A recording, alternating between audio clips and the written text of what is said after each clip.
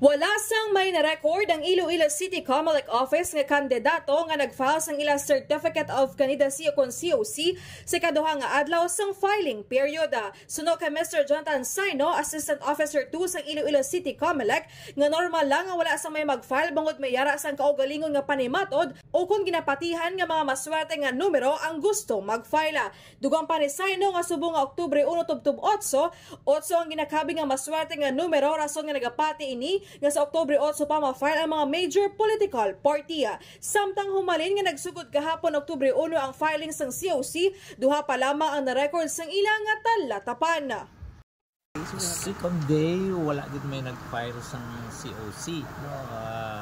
Diriya sa parts ng City Comelec, no? So I believe ang tagsa ka kandidato may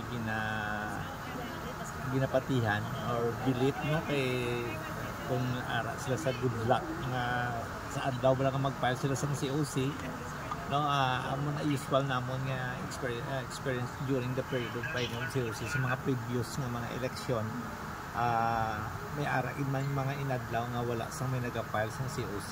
So ginalauman nga yara sa 50 ka mga kandidato ang mag-file sang ila COC suno sa Iloilo City Comelec Office.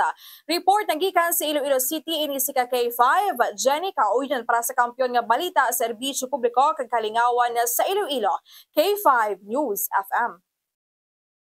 Ang ining balita ang ginadulong sa inyo sang DTX Coffee Mix. Himo sa natural nga sangka pareho sang amarkuso, chia seeds, sugared cane extract powder. DTX Coffee Mix. Nakakapi ka na, naka-detox ka pa. DTX Coffee Mix. Mabakal sa mga butika.